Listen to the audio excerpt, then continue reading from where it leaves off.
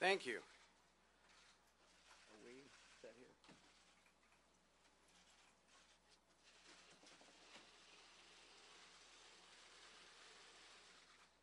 For the past 25 years, it has been my highest privilege to serve the people of New York in the New York State Senate and in the governor's office.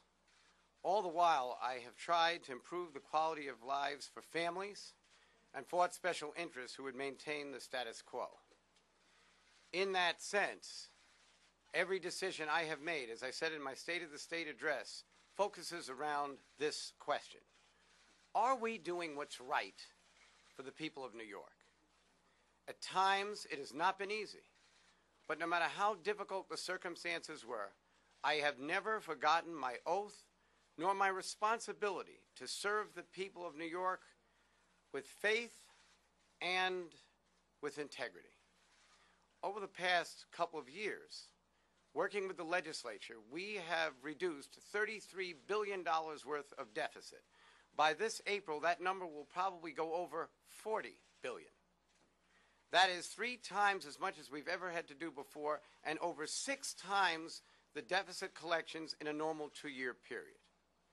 And in that period of time, I have had to act alone, as I did last December, to save the state from insolvency by delaying payments, which kept the state from going bankrupt and preserved our credit rating at the same time.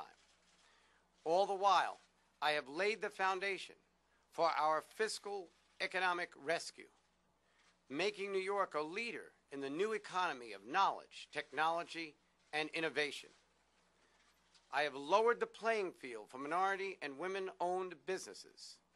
When I came to the executive branch in 2007, they were receiving only 5% of state procurement contracts.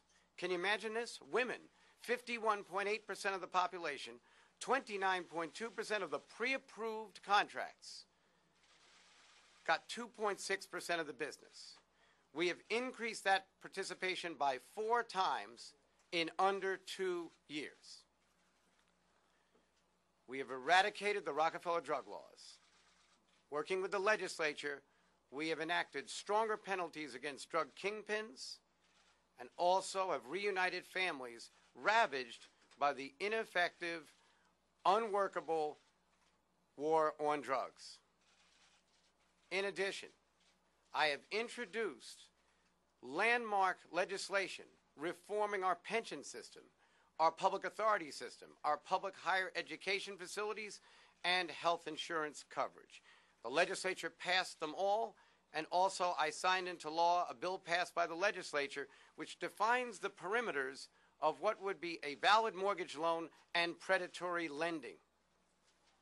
All of these measures and others have improved the quality of life for New Yorkers immediately, but will have values for generations to come. But there's more work to do. And up until the last few days, I was looking forward to participating in that work in a full 4-year term. But I am being realistic about politics. It hasn't been the latest distraction. It's been an accumulation of obstacles that have obfuscated me from bringing my message to the public. Therefore, there are times in politics when you have to know not to strive for service, but to step back. And that moment has come for me. Today I am announcing that I am ending my campaign for governor of the state of New York. It has become increasingly clear to me in the last few days that I cannot run for office and try to manage the state's business at the same time. And right now, New York State needs a leader who can devote full time to this service. In addition, I am looking forward to a full investigation of actions taken by myself and my administration. But I give you this personal oath. I have never abused my office, not now, not ever. And I believe that when the facts are reviewed, the truth will prevail. Now let me make this clear. There are 308 days left in my term. I will serve every one of them fighting for the people of the state of New York. We still have very serious challenges, and we're going to have to come together from different areas of the state in a nonpartisan way and address these issues. our budget still has a massive deficit. Families are still struggling for survival. Businesses are still fighting to make payroll, and New Yorkers are still losing their jobs. Right now, what we need is a governor who will devote his full attention to those issues and other issues that come into this jurisdiction. I'd like to thank all of the people who have worked with me here in the governor's office, all of my staff, all of you who have covered me, those who worked in my campaign, and all New Yorkers for this wonderful opportunity to serve all of you. I hope that history will remember that I fought the good fight, that I did what was hard, and that I put the people first. Thank you very much. Governor, it's Josh Robbins here from New York One. Can you say whether you endorse Andrew Cuomo, who I expect will try to run for governor to replace you, sir? Well, I offered my assistance to Attorney General Cuomo should he become a candidate.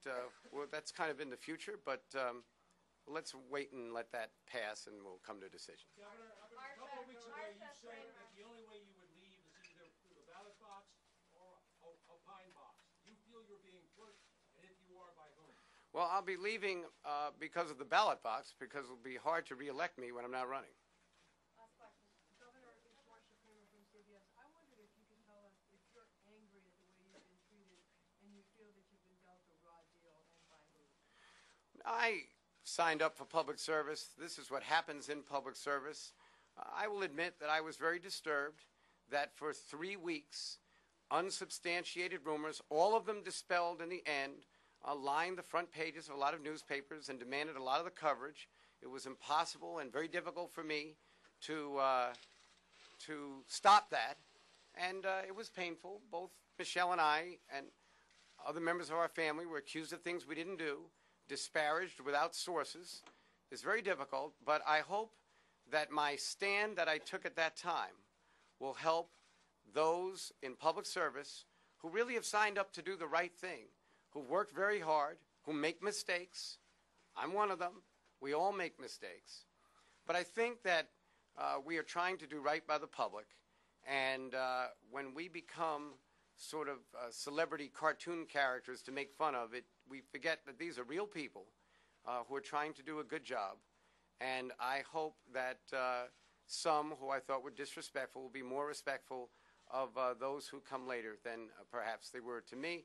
But I'm not angry about it at all, because I rest assured that I did my best. I worked hard. I made a lot of difficult decisions. I had to stand alone at times trying to make it clear what our economic situation was and what our responsibilities are, and I am perfectly satisfied with that. Thank you.